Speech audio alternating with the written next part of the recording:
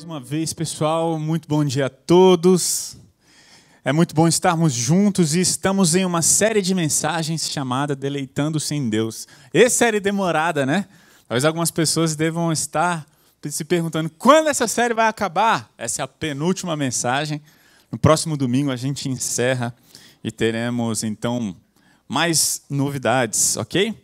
Pessoal, nós vimos sobre plenitude de felicidade na primeira mensagem, vimos sobre o caminho da felicidade, um novo caminho proposto por Jesus, pelo Evangelho. Vimos sobre uma vida de oração e no domingo passado vimos sobre uma vida de adoração, ok? Hoje a gente vai falar sobre uma vida de missão, ou evangelismo e missão, para ficar mais claro. E eu queria, então, lembrar um pouquinho, muito rapidamente, da mensagem do domingo anterior. Não sei quantos aqui estavam no domingo anterior, eu não sei quantos ouviram a mensagem em casa, ou pelo YouTube, ou pelo Spotify. São os canais de comunicação que a gente disponibiliza as nossas mensagens. Mas vimos em João capítulo 4 que Jesus se encontrou com uma mulher.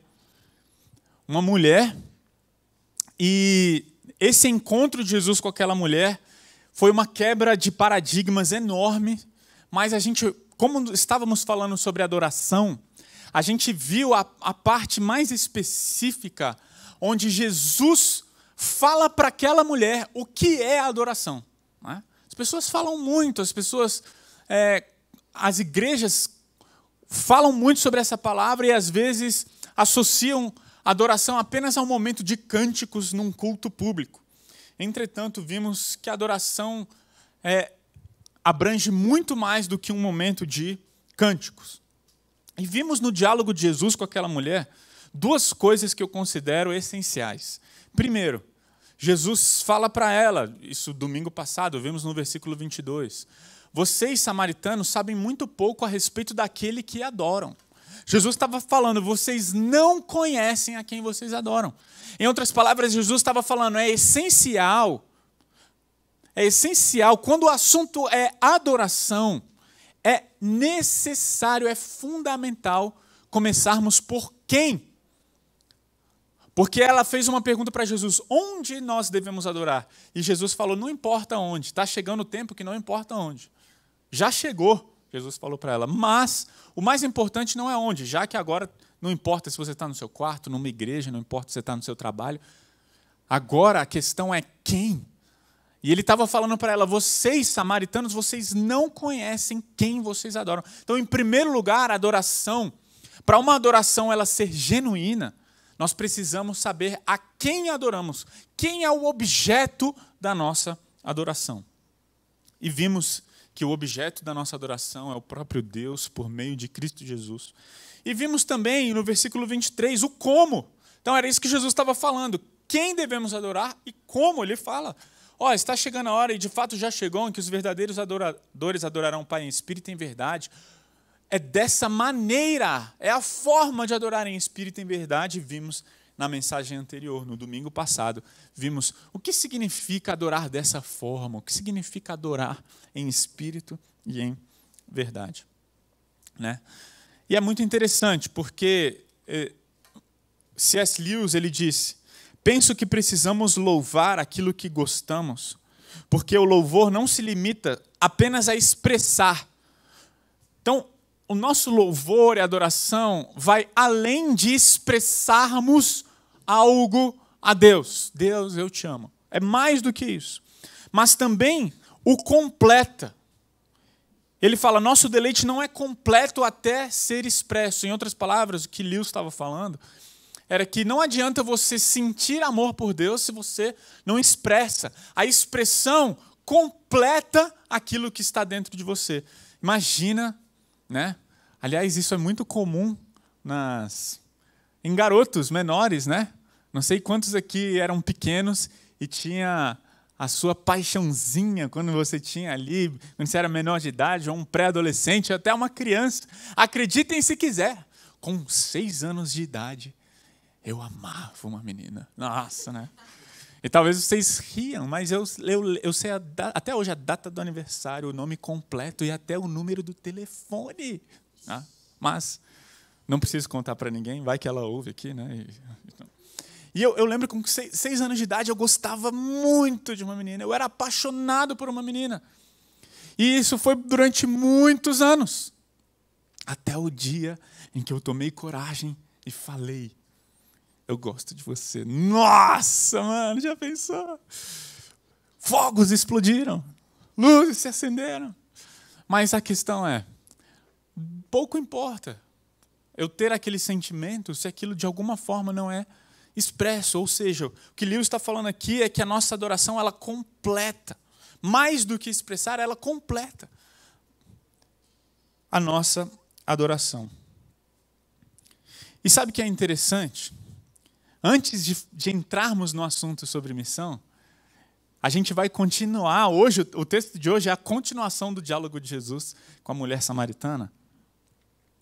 E a gente vai ver uma coisa: Deus não é honrado quando nós o adoramos por obrigação. Deus manda que a gente o adore. Então eu falo, se Ele está mandando, eu vou obedecer. Né?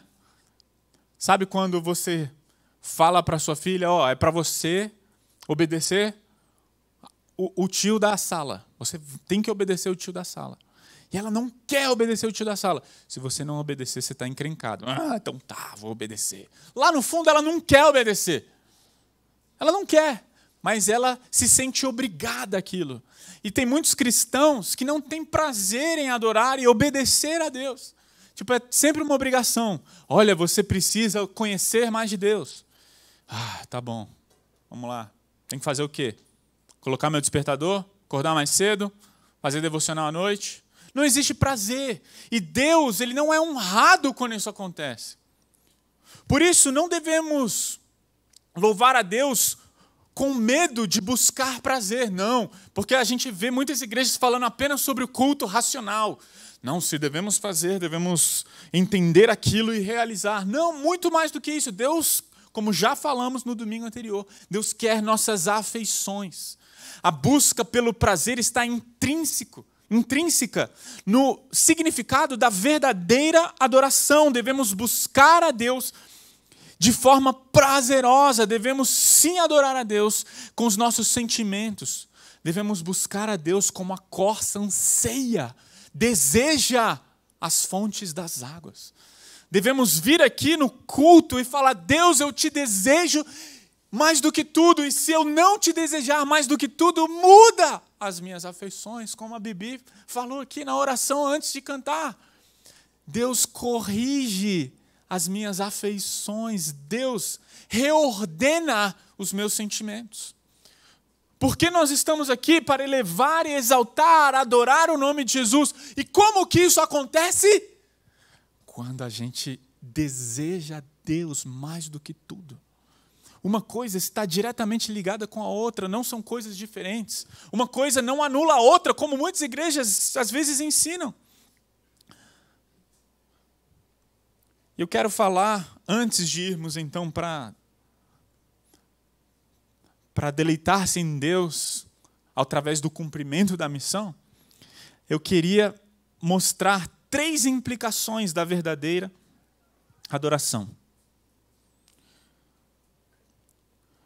A primeira implicação da verdadeira adoração é que a nossa adoração, ela é fraca quando nós não adoramos para receber a Deus.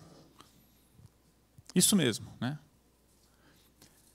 Muitas vezes a gente fala, olha, o centro de tudo isso aqui é Deus, e continua sendo. Entretanto, muitas pessoas, às vezes, de maneira equivocada, elas falam, o culto é para Deus, então não é sobre o que a gente vai receber. E é muito legal ver o John Piper trabalhando a ideia de satisfação em Deus, falando, olha, Deus é mais glorificado em nós quando nós estamos mais satisfeitos nele. Então, de tal forma, sabe como que Deus vai ser grandemente elevado e adorado? Sabe como que a gente vai magnificar o nome de Jesus aqui? Quando os nossos corações estiverem satisfeitos nele, quando os nossos corações desejarem a Ele mais do que tudo, vamos elevar o nome de Cristo. Então, em primeiro lugar, essa é a primeira implicação. Segunda coisa, encarar a essência da adoração como satisfação em Deus fará a adoração da igreja algo radicalmente centrado em Deus. John Piper ele diz: nada glorifica mais a Deus do que as pessoas estarem absolutamente convencidas de que nada, nem mesmo dinheiro, saúde, prestígio, família, emprego, nada trará satisfação aos seus corações doentes, a não ser a Deus. Nós precisamos dessa convicção.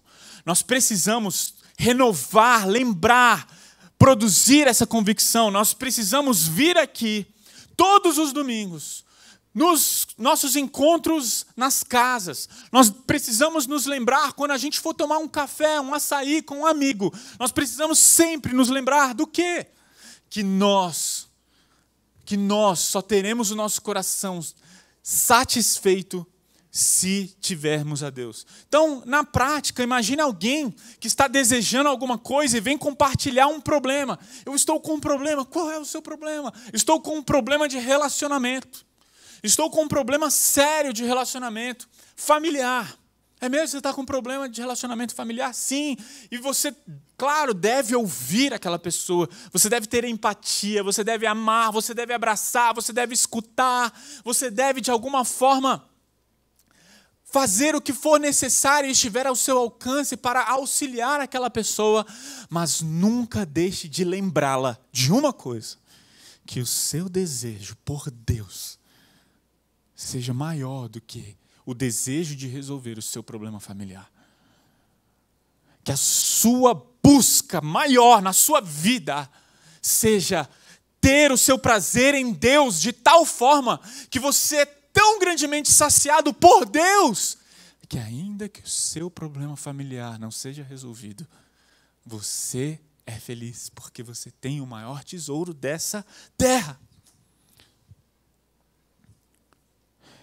E aqui nós corremos um grande risco. Se nada glorifica mais do que a Deus, do que o nosso convencimento de que os nossos corações precisam realmente dele, precisamos tomar cuidado, porque a centralidade do culto é Jesus.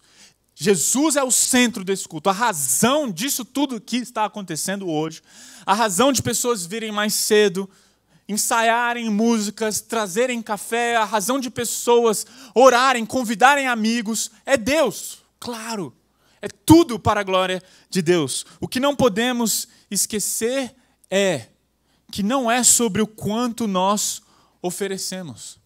O que está no centro aqui não é a qualidade da sua adoração. Você tem que ser digno de adorar. Quem aqui é digno de adorar a Deus? Quem aqui? Nenhum de nós é digno de adorar a Deus. A nossa adoração, na verdade, só é aceita por causa de Cristo.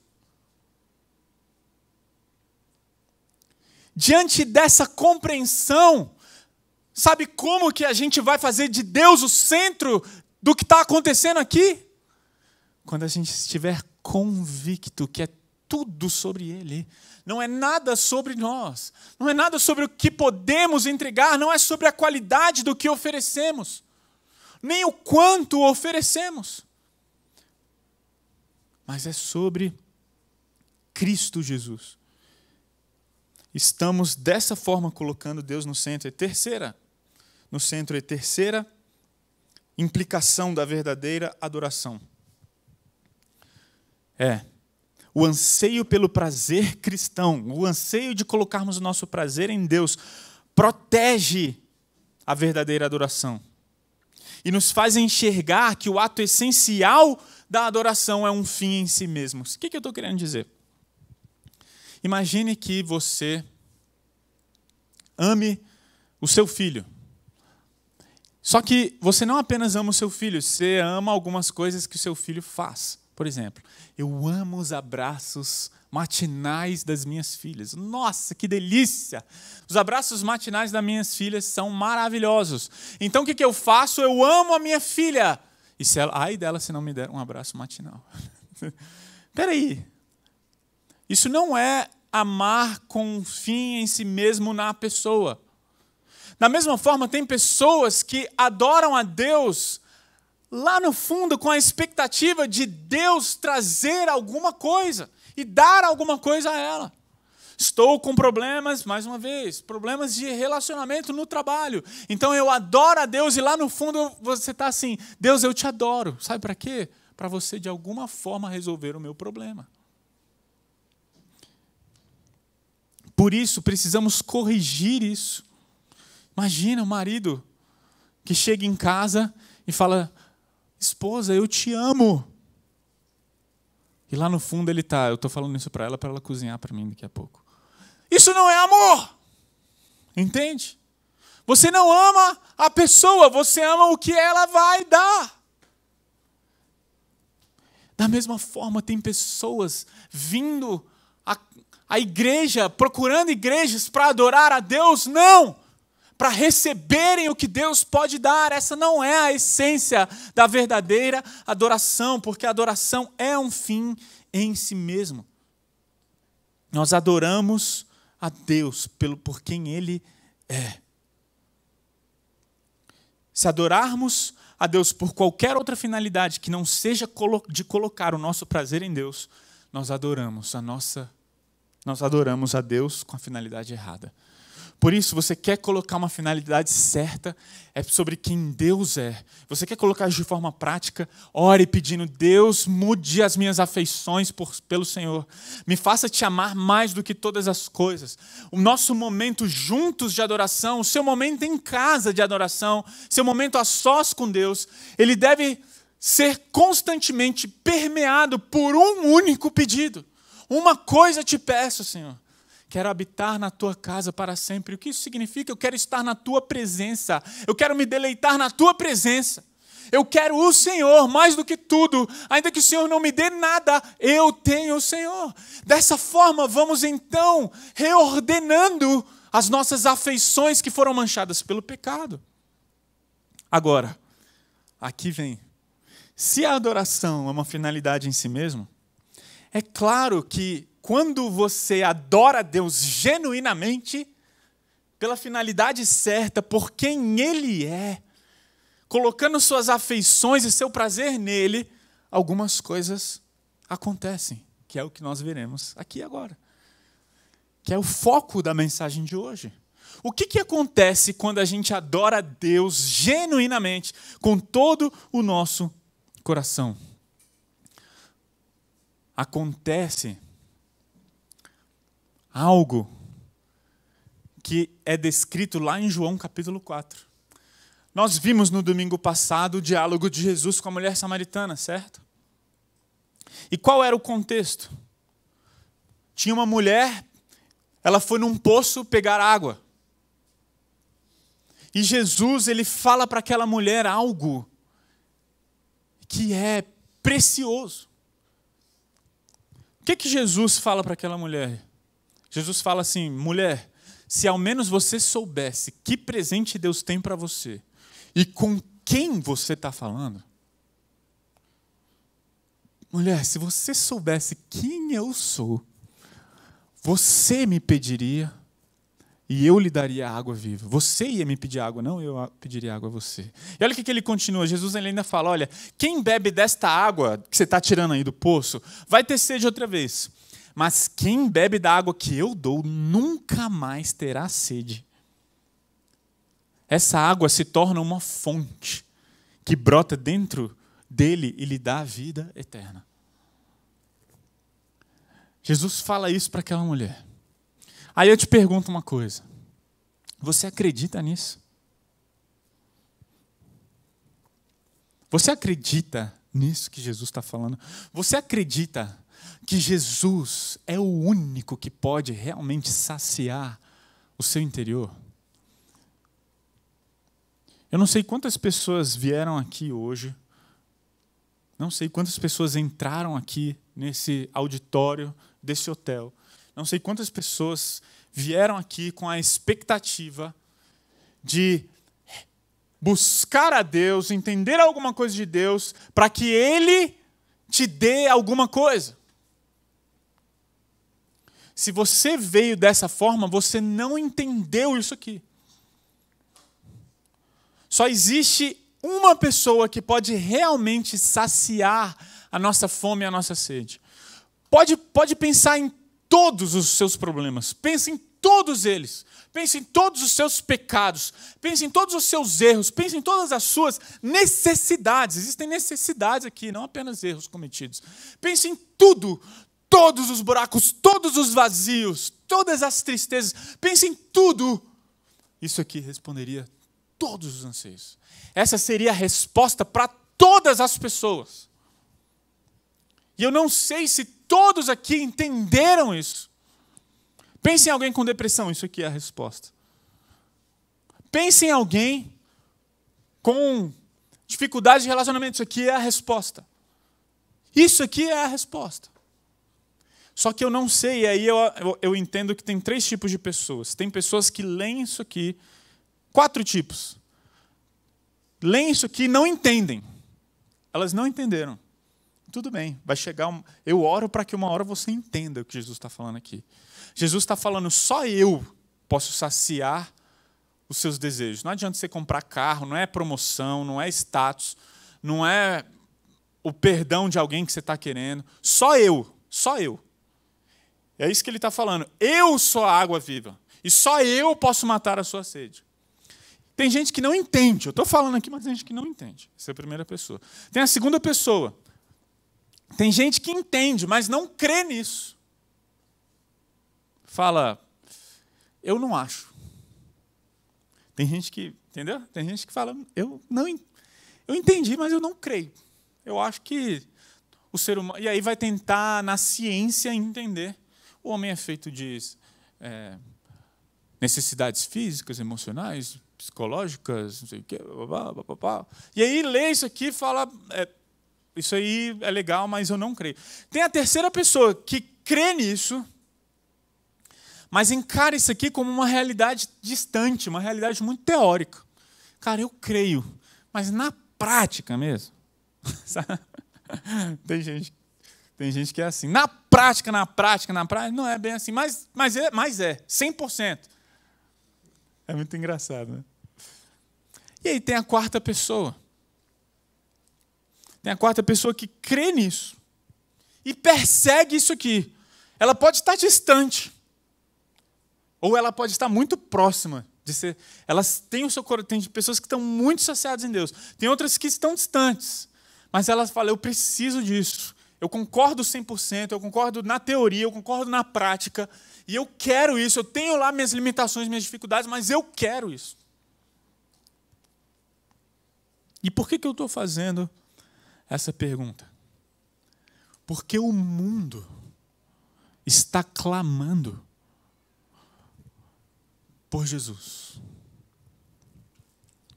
Nós vivemos na sociedade talvez mais caótica da história. A gente vive numa sociedade completamente maluca, corrompida, fazendo coisas extremamente bizarras. E todas as pessoas estão clamando por uma resposta. Nunca foi tão necessário ajuda emocional, ajuda psicológica. E é mesmo, sabe por quê? Porque as pessoas estão buscando as respostas. Mas em última instância, lógico que a gente precisa de ajuda. Mas em última instância, essa é a resposta. Essa é a resposta. Só que às vezes a gente se sente desconectado dessa resposta. E o mundo clama por felicidade. Nós temos a resposta, entretanto, não aplicamos e não vivemos a resposta. Porque a gente fala para as pessoas: olha, Jesus pode saciar a sua sede. E a resposta que talvez a pessoa faça para você é: Jesus sacia a sua sede. Se você perdesse tudo, bens, família, você estaria satisfeito e você poderia dizer: a graça dele me basta. E é por isso que eu estou fazendo essa pergunta. Porque quando cremos nisso aqui, quando nos deleitamos em Deus dessa forma, quando a gente bebe de Jesus dessa forma, algo acontece. Existe um resultado que é evidente. Qual é esse resultado? O transbordar acontece. O que isso significa? A proclamação acontece. A gente compartilha, a gente fala. Muitas pessoas não falam de Jesus porque não se deleitam em Jesus. Como é que eu vou falar que Jesus é aquele a quem essa pessoa deve se deleitar se eu não estou me deleitando nele? E por isso a proclamação e a missão do Evangelho não acontece. A missão de pregar o Evangelho ela não acontece. E eu vou te falar uma coisa. Nossa, eu me converti, cresci na igreja, me converti com 13. Estou com 36. Em 36 anos, indo para a igreja, o que eu ouvi de evangelismo assim, olha, se você morrer, para onde você vai? Não é isso? Esse não é o evangelismo básico. Não é isso, gente. Quem é rato, quem cresceu há muito tempo na igreja. É isso. E muitas pessoas pregam o evangelho dessa forma. As pessoas pregam o evangelho através do medo. Nossa, será? Porque se isso que ele está falando é verdade, eu preciso de Jesus? Eu quero Jesus porque eu quero ir para o céu? Só que os meios pelos quais você é ganho são os meios pelos quais você vive e permanece. Em boa parte das vezes. Lógico que Deus, no processo, ele pode transformar. E o ideal é que transforme mesmo.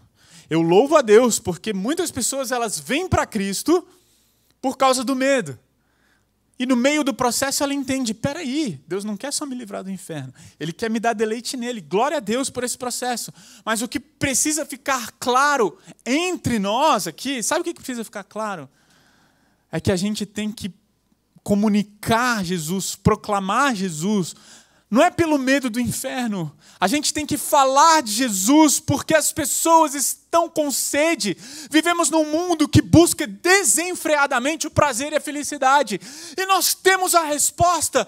Nós temos o evangelismo correto na palma da mão, na ponta da língua, para falar, olha, você está loucamente querendo ser feliz, eu quero te dizer uma coisa, você pode buscar felicidade onde você quiser nesse mundo, mas eu sei quem é o único que pode te saciar para sempre, por toda a eternidade.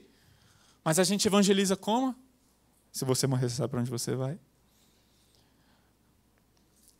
Sendo que a gente poderia proclamar o evangelho de maneira apaixonante. A gente poderia ganhar as pessoas pelo deleite em Deus, pelo ganho de propósito, pelo relacionamento com Deus, Criador dos céus e da terra. E é por isso que essa série é tão importante. Porque como eu faço corriqueiramente, eu abro a Bíblia, e o que eu falo o tempo inteiro nessa igreja? Precisamos proclamar o evangelho. Precisamos cumprir a missão. Eu falo disso o tempo inteiro. Entretanto,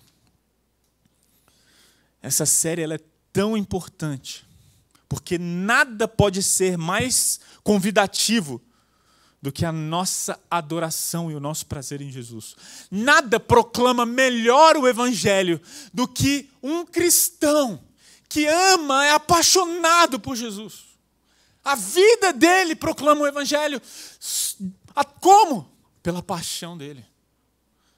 Imagina alguém passando por muitas dificuldades, a gente vai ver isso no encerramento. No próximo domingo a gente vai falar sobre deleitando-se em Deus no meio do sofrimento. E a gente vai encerrar essa série com esse tema. E imagine uma pessoa que se deleita em Jesus, em Deus, em qualquer circunstância. A busca por essas alegrias é a melhor evangelização para esse mundo. O que move missionários no mundo é ter encontrado deleite em Deus. O que faz pessoas largarem todo o conforto, seus bens, tudo para ir proclamar o evangelho é porque elas encontraram em Deus um prazer e um deleite que elas não podem encontrar e não encontraram em mais lugar nenhum desse mundo. O que move plantações de igrejas ao redor do mundo e em Brasília é o prazer em Deus. E por que eu falei tudo isso? Porque eu quero mostrar para vocês que nesse diálogo de Jesus com a mulher samaritana, a gente vai descobrir 2 objetos de prazer de Deus. 2 deleites de Deus para nós. Como assim? Exato. O deleite de Deus para nós. Tudo como resultado da nossa adoração. Olha só, depois que Jesus conversou com a mulher, depois que Jesus falou, eu sou a água que mata a sua sede, beba de mim, depois de Jesus ter falado, olha, não é onde você adora, mas quem e como você adora, vem esse momento da conversa. Naquele momento, seus discípulos voltaram. Ou seja, Jesus estava sozinho com a mulher. Os seus discípulos tinham saído para quê? Se lermos lá no início do capítulo, eles saíram para comprar comida. E quando eles voltaram, eles ficaram surpresos de encontrar Jesus falando com uma mulher, mas nenhum deles se atreveu a perguntar, que é isso, Jesus? O que o Senhor está fazendo? O que o Senhor quer? Por que você está conversando com ela? Você está maluco? Era isso que eles queriam perguntar. A mulher deixou sua vasilha de água junto ao poço e correu de volta para o povoado, dizendo a todos, venham ver um homem que me disse tudo o que eu já fiz na vida. Será que ele não é o Messias? Será que ele não é o Cristo? Então as pessoas saíram para ir ver Jesus. Enquanto isso, os discípulos insistiam com Jesus. Eles fizeram as perguntas? Não. Qual foi a insistência deles? Mestre, come alguma coisa. Ou seja, vamos encenar aqui. Eu sou bom no teatro, hein? Vamos encenar aqui. Estão comigo? Então imagina lá. Os discípulos olham ali para um poço, em Samaria, foram comprar comida, olharam Jesus. E o susto, né? Eita, meu. Imagina Pedrão. Pedrão é impossível, né? Meu irmão, João, olha o que Jesus está fazendo. O quê? Tá maluco? Jesus está com uma mulher, mano. Falando sozinho. Meio-dia. Imagina. Estão comigo? Teatro bom, né? Vai lá. E João falando, caramba, meu, Pedro. Alguém precisa falar para ele. Ninguém se atreveu a perguntar. O que eles queriam perguntar? O que o Senhor está fazendo? Então eles vão indo lá, de repente a mulher sai, eles continuam o caminho, e eu fico imaginando eles cutucando de ombro. Alguém vai perguntar alguma coisa. Não, quem é o Felipe? Não, Felipe é corajoso. Felipe, você pergunta, mano. Você pergunta, você era discípulo de João Batista, mano. Pergunta lá para ele. Eu não. Não, alguém tem que perguntar. João, você não é o discípulo amado? Pergunta para Jesus. O que ele estava fazendo ali, conversando com aquela mulher? E eles vão chegando perto, de repente, Pedro, deixa que eu pergunto, né? Quando chega perto, Jesus, quer comer alguma coisa aí, mano? É exatamente o que aconteceu aqui. Mestre, come uma parada aqui, tá afim? A gente comprou. E é muito interessante a reação da mulher e a reação dos discípulos. A mulher, ela encontrou o Messias. A mulher, ela encontrou o Cristo. A mulher encontrou aquele que ela estava esperando durante toda a sua vida. Ela encontrou aquele que era o objeto da sua oração durante toda a sua vida. Ela encontrou. E aquilo transbordou. Porque ela foi lá pegar água, mas ela deixou o cântaro dela de lado, ela deixou a vasilha de água dela lá e saiu correndo para falar para todo mundo, eu encontrei. Eu fico imaginando ela falando, gente, eu encontrei. Quem que você encontrou, mulher? Lembre-se, era meio-dia. Ela não se encontrava com as pessoas. Mas eu imagino que ela tenha até esquecido de quem ela era, porque ela encontrou a resposta para perguntas de todas as pessoas ali da sua comunidade. Gente, venham ver, mulher, você é prostituta? Não, esquece isso. Venham ver. Venham ver quem? O Messias está aqui, tão aguardado.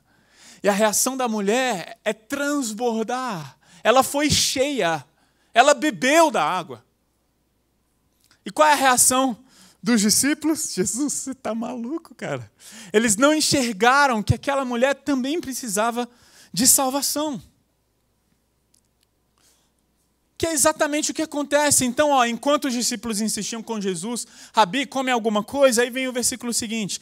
Qual foi a resposta de Jesus? Vocês querem que eu coma alguma coisa? Deixa eu falar uma coisa para vocês. Eu tenho um tipo de alimento que vocês não conhecem. Naquela hora, os discípulos se perguntaram, eita, a gente foi comprar comida. Será que alguém trouxe comida para Jesus enquanto... Jesus falou, eu tenho uma comida que vocês não conhecem. Eita, Jesus arranjou comida sem a gente. Então Jesus explicou no versículo 34, qual era a comida dele. O meu alimento, sabe qual é o meu alimento?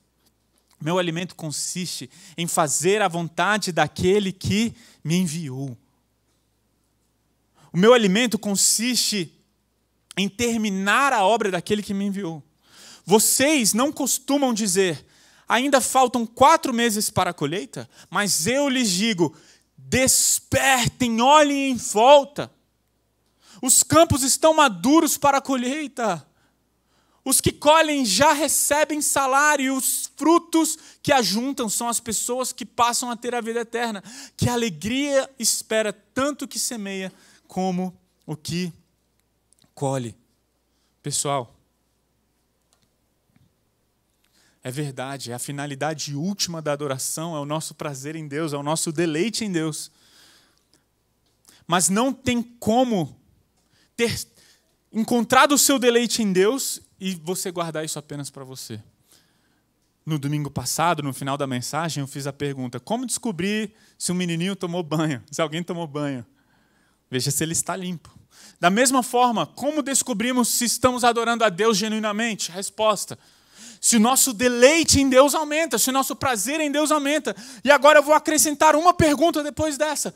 Como descobrir que o seu deleite em Deus aumentou?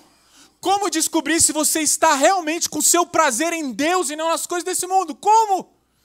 Quando você começa a falar para as pessoas e dizer para elas, olha, eu recebi algo do Senhor, eu estou realmente saciado e você precisa conhecer.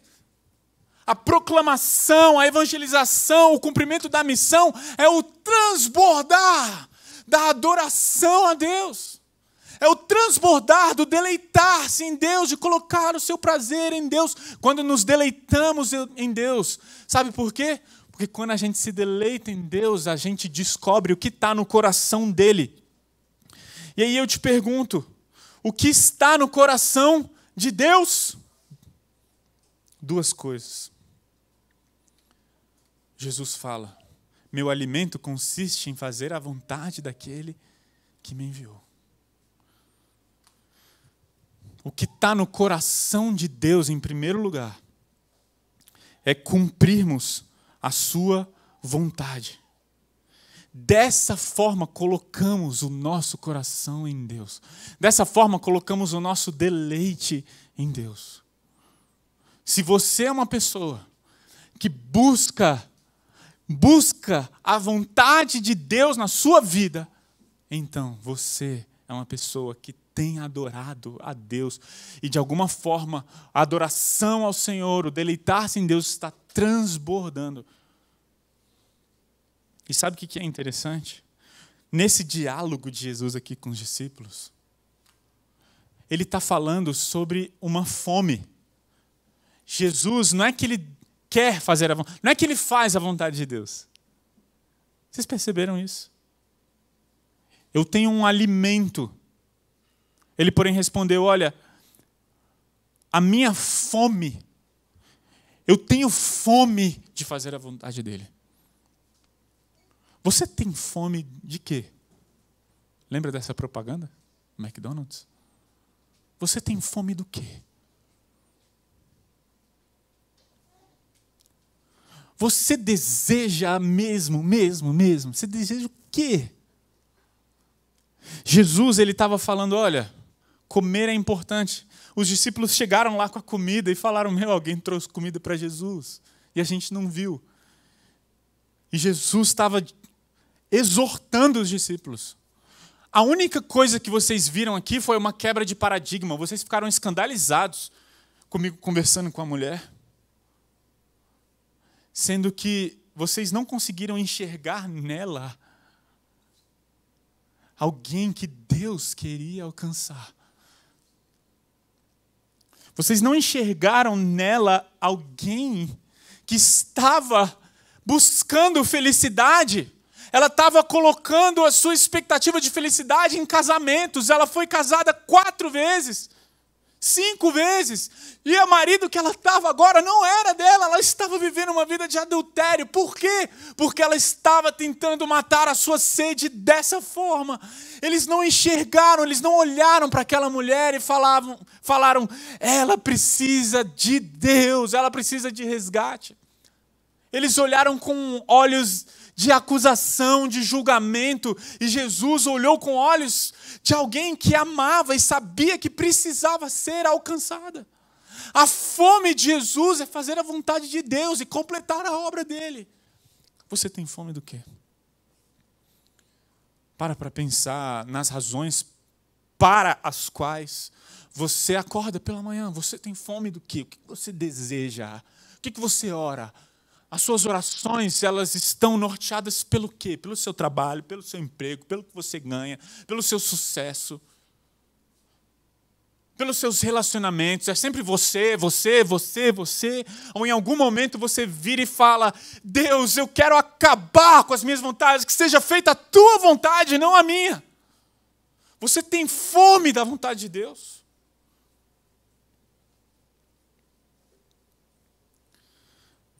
E a segunda coisa que fica claro aqui.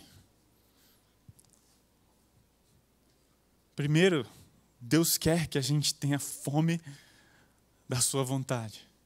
E a segunda coisa, Deus quer que a gente tenha fome pelos perdidos. Porque Ele fala aqui, olha, o meu alimento é fazer a vontade daquele que me enviou. E olha só, vocês não costumam dizer, faltam 4 meses para a colheita. Eles estavam falando, olha, daqui existiam estações do ano. Chuva, calor, momento em que a colheita acontecia ou que ela não acontecia. E Jesus estava falando que, olha, vocês estão contando no relógio o tempo em que vocês vão colher os cereais, os frutos das plantações, né? Deixa eu falar uma coisa, eu lhes digo, despertem, levantem a cabeça, olhem em volta.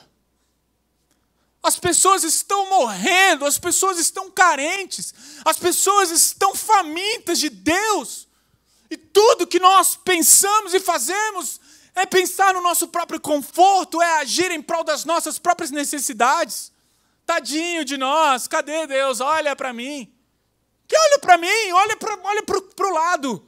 Olha para as pessoas à sua volta, olha para as pessoas na sua casa, na sua família, olha para as pessoas no seu trabalho, olha.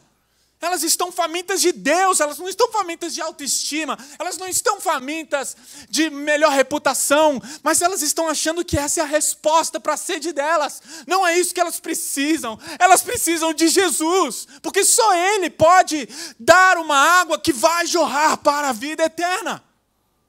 Só Jesus. E o que nós estamos fazendo como igreja?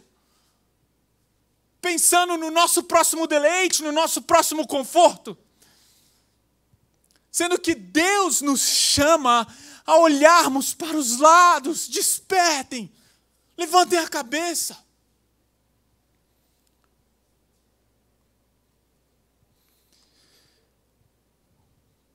Mas isso só é possível quando nos deleitamos em Deus. Nunca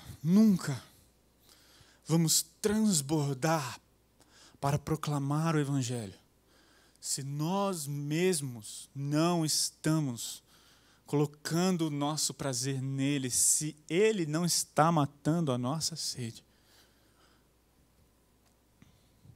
É por isso que grandes missionários que abnegaram tudo na sua vida disseram: eu jamais fiz sacrifício algum.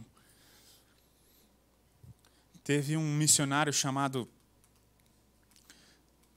Samuel Zumer, que ele foi para missões no Oriente Médio. E lá, enquanto ele estava no Oriente Médio, a sua filha de 4 anos, em 1904, filha Caterine, morreu. Alguns anos depois, 9 anos depois, a filha mais nova, a Ellen, também morreu. Claro que ele sofreu. E quando ele voltou do tempo em missões, perguntaram para ele: e aí, valeu a pena? E ele falou: alegria pura. Eu repetiria tudo novamente. O que faz com que pessoas proclamem a Deus desse jeito, nesse nível, nessa proporção? O que faz com que pessoas entendam que estão aqui simplesmente de passagem? O que faz com que pessoas como Paulo falem: olha, morrer é muito melhor, porque se eu morrer eu vou estar com Cristo. Mas eu só quero viver. Eu só quero viver, a minha vida só faz sentido se for para que pessoas conheçam a Cristo Jesus. E se você é cristão e não vive para isso, para que mais pessoas renovem a sua alegria e encontrem seu contentamento em Cristo, existe algo errado que precisa ser corrigido. E é por isso que nós plantamos uma igreja. Talvez você vire e fale: como uma coisa se relaciona com a outra? Deixa eu falar. Tim Keller, no seu livro Igreja Centrada, ele diz: nada mais. Cruzadas evangelísticas, programas de impacto evangelístico. Não sei quantos aqui já fizeram viagens missionárias, ou que você vai de porta em porta evangelizando, ou que tem algum evangelismo de impacto. E o Tim Keller vira e fala assim: nada disso. Você pode fazer cruzadas evangelísticas, programas de impacto, ministérios para eclesiásticos, consultoria para a comunidade cristã. Você pode participar de programas de revitalização de igreja. Nada mais terá um impacto tão amplo e consciente quanto a plantação de igrejas em uma cidade. É por isso que a gente começou essa plantação. É porque a gente, desde o início, desde a sua concepção, a gente é focado em alcançar os perdidos. Essa igreja existe para isso. Essa igreja, ela existe para proclamar o evangelho e ir atrás das pessoas que não estão sendo alcançadas. E é por isso que nós existimos. Só que tem um preço. Às vezes é muito difícil. E às vezes eu fico impressionado, porque pais com filhos pequenos, é muito melhor você ir para uma igreja que já tem aquela mega estrutura para as crianças. E você fala: uau, vou deixar meu filho aqui e vou lá no culto ficar de boa, né? Olha que delícia. Não é mesmo? Seria muito mais fácil. E por que pessoas então escolheram estar aqui? Por que pessoas então viraram e falaram: eu quero fazer parte disso? Por quê? Porque a plantação de uma igreja, nada é tão amplo e nada é tão impactante em uma cidade do que o início de uma nova igreja. E é por isso que nós estamos aqui. Às vezes as nossas necessidades não são atendidas, mas nós estamos aqui em busca de algo. Nós queremos que os nossos amigos, nós queremos que os nossos parentes que não conhecem a Jesus, a gente quer fazer parte de uma comunidade onde a gente pode levar os nossos amigos e parentes. É por isso que a gente está fazendo isso aqui, é por isso que a gente quer ser igreja, é por isso que a gente não está numa mega church lá sendo servido e falando: nossa, como é bom, porque a gente quer se doar, a gente quer de alguma forma causar um impacto na cidade, especialmente nas pessoas que não o têm. Você não precisa ir lá para a África ou para o Oriente Médio para fazer missões. Se Deus te chamar, pode ir, nós te enviaremos e ficaremos muito felizes em te enviar. A Bíblia fala que missão é até os confins da terra. Entretanto, você pode fazer algo, causar um impacto imenso. Onde? Aqui, nessa comunidade. Através dessa comunidade, você pode fazer missão real aqui, junto com a gente. E é por isso que nós estamos aqui. E é por isso que é incrível os testemunhos de missionários, de plantadores de igreja que abriram mão de tudo na vida por Jesus. Porque missão é o transbordar do deleite em Deus. Missão é isso. É quando você entende quem Jesus é. É quando você entende que só Jesus pode realmente saciar a fome das pessoas. E você então fala, eu preciso compartilhar isso. Eu preciso fazer parte disso. Nós temos prazer em Deus. O nosso prazer está em Deus. E nós queremos oferecer essa felicidade, esse prazer aos outros. Dessa forma, então, Cristo é magnificado. Dessa forma, Cristo é glorificado.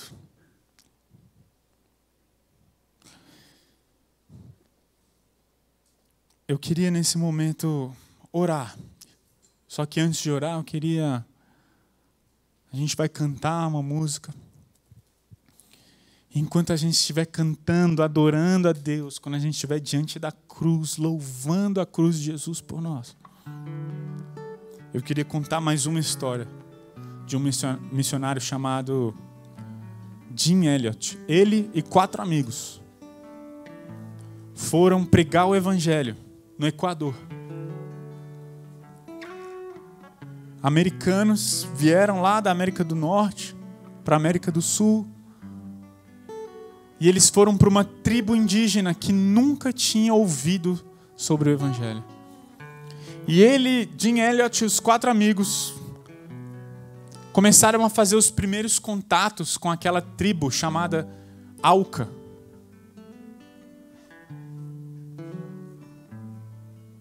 E aí, conversando com eles, evangelizando eles, fizeram um bom primeiro contato, segundo, mas em um determinado momento, aqueles índios pegaram suas lanças e mataram os 5 missionários. Eles deram a vida por aqueles índios. E sabe o que é mais impressionante? As esposas, juntamente com os filhos daqueles missionários, continuaram o trabalho. Imagina. E sabe o que é mais impressionante? O filho do Jim continuou o trabalho lá, de pregar o evangelho. Ele cresceu. E uma vez ele pregou o evangelho para um índio daquela tribo. Aquele índio falou, eu não posso aceitar a Jesus. Ele falou, por quê? Porque eu matei o seu pai. E eu preciso que você me mate. E ele pegou uma lança, deu na mão do filho do Jim, falou, pode me matar, é o que eu mereço, pode me matar. E ele falou, não, Jesus perdoou os meus pecados. Eu perdoo o que você fez. Você está perdoado. Aquele índio se entregou a Jesus. E aquela tribo quase que inteira foi alcançada pelo evangelho. Porque 5 missionários decidiram entregar a sua vida. E Jim Elliot, então, escreveu em seu caderno uma frase